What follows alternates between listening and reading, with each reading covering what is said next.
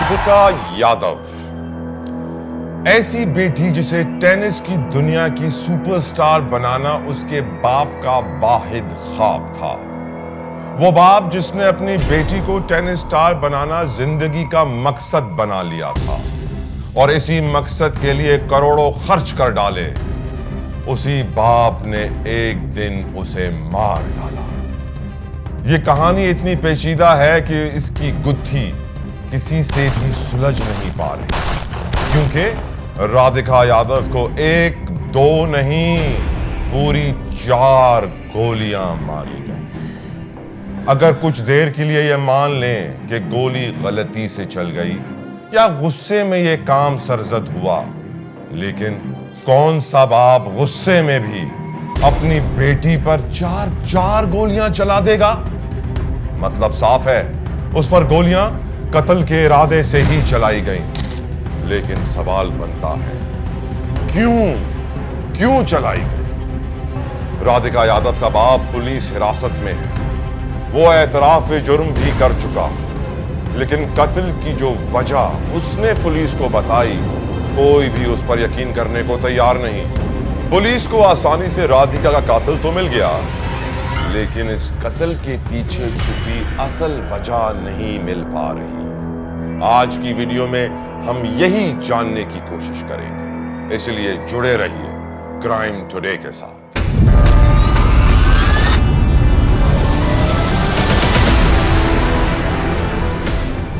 भारतीय रियासत हरियाणा का शहर गुरुग्राम, सुशांत लोक का इलाका, 2 मंजिला इमारत, सफेद रंग की दीवारें, बाहर एक पुराना दरख्त और अंदर खामोशी, सन्नाटा। राधिका की सांसें थम चुकी थी, उसके ख्वाब उसके साथ दम तोड़ चुके थे। राधिका यादव हरियाणा में टेनिस का उभरता हुआ नाम था। उसने स्टेट लेवल पर कई मुकाबले जीते, यहां तक कि इंटरनेशनल रैंकिंग में भी उसका नाम शामिल होना शुरू हो गया। राधिका की इस तमाम तर कामयाबियों के पीछे उसके बाप का हाथ था, वो बाप जो बचपन से राधिका का हाथ पकड़कर टेनिस एकेडमी ले जाया करता था और उसकी प्रैक्टिस खत्म होने तक घंटों वहीं बैठकर इंतजार करता था। आज उसका वही बाप उसके कत्ल के इल्जाम में सलाखों के पीछे है। दीपक ने बगैर किसी मुजाहमत के अपने जुर्म का एतराफ कर दिया और पुलिस को बताया कि वो अपनी बेटी की टेनिस एकेडमी चलाने का मुखालिफ था। लोग उसे ताने देते थे कि वो अपनी बेटी की कमाई खाता है। राधिका के कत्ल वाले दिन में बाप बेटी की इस हवाले से बहस की और बात राधिका के कत्ल तक जा पहुंची। दीपक यादव कत्ल का एतराफ कर चुका था, लेकिन उसने इस कत्ल की वजह जो बताई, पुलिस के लिए उस वजह को हजम करना मुश्किल ही नहीं, नामुमकिन था, क्योंकि राधिका की टेनिस एकेडमी उसके बाप ने ही तो खुलवाई थी, जिसके लिए उसने 1.25 करोड़ की खतीर रकम भी खर्च की थी। इसके अलावा दीपक यादव रियल स्टेट के कारोबार से वाबस्ता और इंतहाई पैसे वाला शख्स था। इतने पैसे वाले शख्स को बेटी की कमाई कमाने का ताना मिलना पुलिस के लिए समझ से बाहर था। इसलिए पुलिस ने उसकी गुत्थी को सुलझाने के लिए तफ्तीश का दायरा वसी कर दिया और यह तफ्तीश उन्हें राधिका के बचपन में ले गई। राधिका यादव एक छोटी सी लड़की जो कभी अपनी मां की गोद में बैठकर टेनिस मैचेस देखा करती, जैसे टेनिस खेलना देखना उसके बाप का ख्वाब था, लेकिन जब वही ख्वाब हकीकत बन गया और बेटी ने खुद को दुनिया के सामने मनवा लिया, तो आहिस्ता आहिस्ता सब कुछ बदल गया।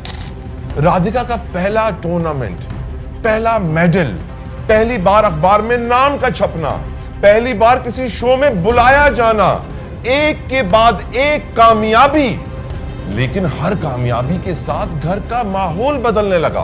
पुलिस को यह भी मालूम हुआ कि राधिका अपने करियर के दौरान इंजरी का शिकार हुई, जिसकी वजह से वो प्रोफेशनल टेनिस को मजीद परसू ना कर पाई।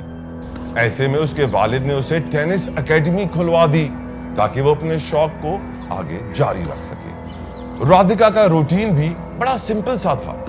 वो सुबह 5 बजे उठती, कोर्ट पर जाती, बच्चों को ट्रेनिंग देती, खुद प्रैक्टिस करती और साथ ही साथ अपनी वीडियोस भी अपलोड करती, क्योंकि अब वो टेनिस स्टार के साथ साथ सोशल मीडिया इन्फ्लुएंसर भी बन चुकी है। यहां तक कि कुछ साल में उसने एक गाने की वीडियो में मॉडलिंग भी की, लेकिन फिर अचानक सोशल मीडिया अकाउंट से उसके अकाउंट्स डिलीट कर दिए गए, गायब हो गए। इंस्टाग्राम डिलीट, फेसबुक बंद, यूट्यूब चैनल पर मुकम्मल खामोशी छा गई और देखते ही देखते वो डिजिटल दुनिया से गायब होती गई। एक खामोशी छा गई, एक घुटन, एक बेचैनी। ये बेचैनी इन्वेस्टिगेटर्स को भी बहुत सता रही थी। ऐसे में केस के अहम किरदार की एंट्री होती है हिमानिष्का सिंह राजपूत, जो राधिका की करीबी दोस्त थी।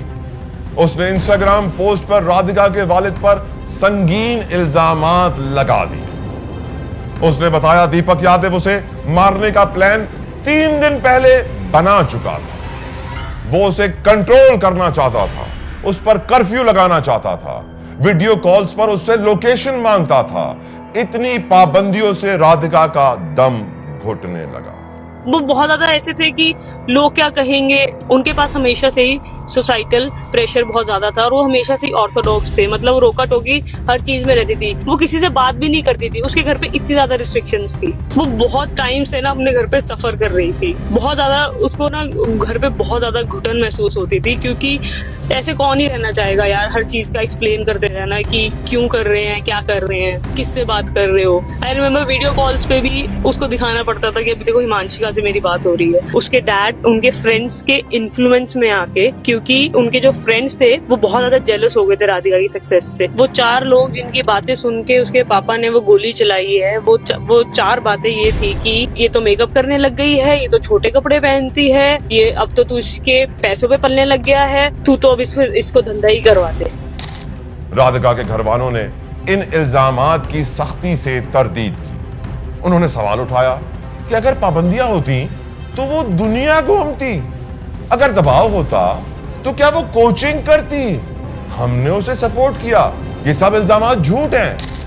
अलबत्ता खानदान की ये तरदीद पुलिस को मुतमईन करने के लिए नाकाफी थी। राधिका का फोन लैब में टेस्ट किया जा रहा था। उसके फोन का पासवर्ड किसी को मालूम नहीं, लेकिन इन्वेस्टिगेटर्स को यह यकीन है कि इस फोन में कुछ राज छुपे हैं, कुछ ऐसे मैसेजेस, कुछ ऐसी वीडियोस जो सच साबित कर देंगे। दूध का दूध, पानी का पानी हो जाएगा। पुलिस को राधिका का एक खुफिया इंस्टाग्राम पेज भी मिला, जिसमें राधिका ने शायद अपने दिल की बात लिखी। राधिका अब नहीं रही, लेकिन वो एक सवाल छोड़ गई हर बेटी के लिए। वो हर बेटी से पूछ रही है, क्या कामयाब होना एक जुर्म है? क्या बेटी का ख्वाब खानदान की इज्जत पर बोझ बन सकता है? ये कहानी सिर्फ राधिका की नहीं है, ये हर उस लड़की की कहानी है जिसने ख्वाब देखा और जिन्हें अपने ही घर में खून में डुबो दिया गया, कभी गैरत के नाम पर और कभी बदनामी के डर से। अपनी बेटियों को महफूज बनाइए, देखते रहिए क्राइम टुडे।